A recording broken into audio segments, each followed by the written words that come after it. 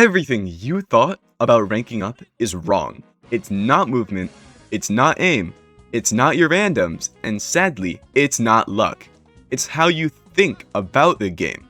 The way Masters players think about the game changes their chance of actually winning the game. High-level players utilize these tips I'm going to tell you, and you should listen to them too, in order to rank up and improve extremely quickly. No matter what rank you are, I promise everyone will learn something. So let's get into it. This video will be split into 3 sections: before the game, during the game, and after the game. Just a warning, this is a fairly advanced guide for people who really want to improve, so feel free to rewind at any point, and I'll also respond to every single question in the comments, so comment any question you have. Heading into our first section, before the game, we are going to be focusing on draft. Heads up, if you're diamond or below, this won't be helpful yet, so you can skip this section and head on to the second section. Thinking ahead in draft. The most important habit good players have in draft is thinking ahead, specifically asking, if I pick this, what will the enemy team go? Just asking that question makes draft so much easier. The goal is to make it hard for the enemy team to read you. If you go Barley and Dynamite, it's really obvious what they'll pick. Any assassin, right? So Edgar or Mortis. But if you go Chester Ruffs, it's a lot harder for them to figure out what to do. The goal is to settle on a brawler that you can't think of what they would go into it. Because if you can't think of what they would go into it, they probably can't either and won't be able to fully counter it. Watching out for last pick. If the enemy team has last pick, you need to think about thrower and assassin picks before they lock it in. Because once they do, you can't counter them, because obviously you can't pick after last pick. Anyway, so if your team has Sandy and Nita, 2 brawlers that are really weak to throwers, you should pick something like Mortis to make sure they don't get a free thrower game. Or if your teammate 4th picks Naja, who gets destroyed by Mortis, you can 5th pick Chester to make sure the enemy team doesn't get a free Mortis. This is so important because once they have a really good last pick, there's nothing you can do, so you need to predict it before it happens. Usually, this is in the form of a thrower, assassin, wall break, or tank. Stealing a pick. This one is more advanced. If your team has Sprout and Brock, and the enemy team has last pick, it's pretty obvious they're going to go Mortis or Edgar or any assassin. Instead of trying to counter it, you can just pick Mortis yourself so they can't have it. Only do this when everything else dangerous is already banned. So if Edgar, Fang, Kenji, Ali are all banned, there's nothing left for them to abuse your Sprout and Brock with. But for example, if you steal their Mortis pick, but Edgar is still open, they can just go Edgar and still kill your Sprout and Brock. So you have to make sure that all other assassins are banned. It's a little hard to understand, but eventually you'll be able to pick it up. You can do this with any pick as long as the bans are good. Another common one I've seen is if your team is really weak to wall break, like maybe you're on hideout as Sprout and Edgar, you can pick Brock and not wall break the entire time, as to deprive the enemy team of a good wall break. Bans. Most players ban something and never think about it again. Good players ban, and they keep those bans in mind for the rest of the draft. First, think about whether you have first pick or last pick. If you have last pick, ban strong, safe first picks like Colette, Bro, or Otis. You can't let your enemy team get a really good safe first pick. If you have first pick, ban broken last picks, usually assassins or tanks like Edgar, Shade, Mortis, etc. Stuff that's really hard to deal with if it goes uncountered and you can't respond to it. Second, think about what your bans open up for you. If you've banned all of the assassins, You can now safely go a brawler weak to assassins. If you banned all the good assassin counters, like Otis, Chester, and Bull, you can safely go Edgar. Think about what bans allow, not just what they block. That's extremely important if you want a good draft. That is the end of the before game section. If you want a lot more of an in-depth draft guide, I do have one on my channel I recommend checking out. But wait, before we go further, could you guys please like, subscribe, and comment, because I worked pretty hard on this guide and it would take you 5 seconds to do it.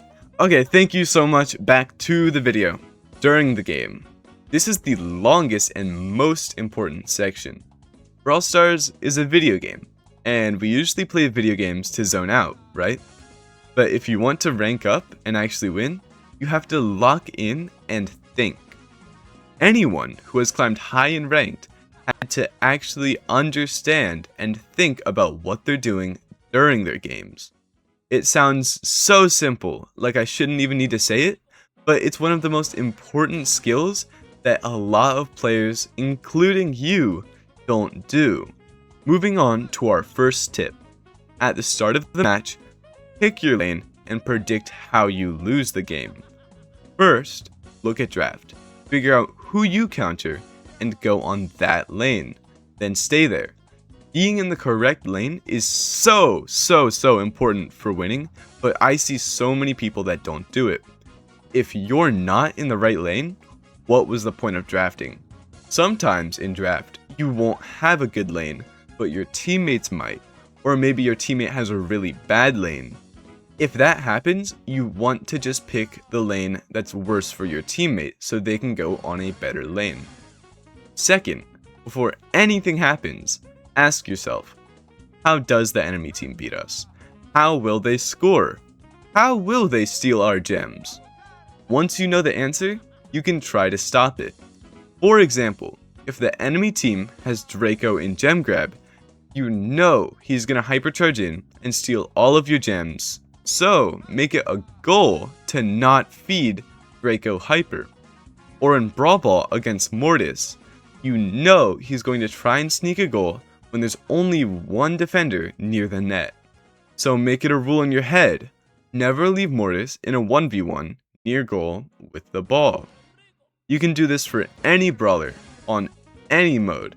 Just think about it at the start and adjust your gameplay around it. It's extremely important to understand how you're going to lose so that you can then change how you're playing to understand how you're going to win. During the match, keep asking yourself, is what I'm doing actually working and what should I change? One big example of this is swapping lanes. If you or your teammate is struggling, just swap. When you respawn, walk towards their lane and they'll usually figure it out. Or at the start of next game, shoot towards your lane and walk into their lane. Between rounds, reflect. After each round, take a few seconds to think about what actually went wrong and what you'll do differently. Maybe Mortis crept up on you in the bush. Next round, check the bush. Maybe you wasted your hypercharge. Next round, be more careful with it. These small adjustments between rounds are literally the difference between winning and losing and blaming your randoms. I promise you, as soon as you start doing this, you will win so much more. We are on our third and final section, after the game. There are two topics in this section, mental and actually improving. Your mental is basically your current state of mind, and it has a much bigger impact on your gameplay than most people think. Masters players don't just have a good mental, they actively manage it. When you lose, the natural reaction is to get mad or blame your randoms. That's understandable, but being angry actually makes you play worse. Worse decisions, worse mechanics, and a higher chance of tilting. Instead of blaming others, try to think about what you could have done differently. Take a break. If you get genuinely mad at the game, take a break. Even 20 minutes away from the game can completely reset you. Personally, if I start complaining about my randoms, or if I lose 3 games in a row, I just stop for a while. I've had days where I hit a 95% win rate in Masters, and other days where I'm angry and losing every single game in Legendary 1. The only real difference was my mental, and mental matters even before you open Brawl Stars. If you are stressed, tired, dehydrated, or hungry, you'll play worse, whether you notice it or not. Before I get unranked, I try to eat, drink water, take a shower, and go for a short walk. You don't have to do all of that, but at least try to hydrate and not play while you're sleepy or sick. I promise it really is that deep, and that's how you master your mental, by taking care of yourself, by understanding when you're mad, and trying to reflect on what you could have done better, and not focusing on other people because you can't control them. We are on to the second topic, improvement. There are only 2 ways to get better at Brawl Stars: play so much that you naturally improve, or actively try to improve. One of these is way faster. To actively improve, you have to stop blaming your teammates and start blaming yourself. No one is perfect, and especially not you. Your teammates are carryable, you just have to notice your mistakes and play better. Just pointing out mistakes in your gameplay can unconsciously help you not make the same mistake again, and eventually, you'll get to a point where you make significantly less mistakes, and that is how you rank up. I promise you, almost every good player does this to get even better. On top of that, focus on how you're playing, instead of focusing on elo. If you played well and lost, count that as a win because you did great, and just ignore the elo loss. Be happy you did good. If you played badly, whether or not you won, that is where you should start reflecting. As soon as you start doing that, you'll improve way faster than if you're just blaming your randoms and focusing on your elo. I promise you, it works 100% of the time. Just thinking differently, before, during, and after a ranked game completely changes not only how often you win, but how fast you improve. If you've watched this far, like, subscribe, and comment your favorite game mode, and I'll see you later.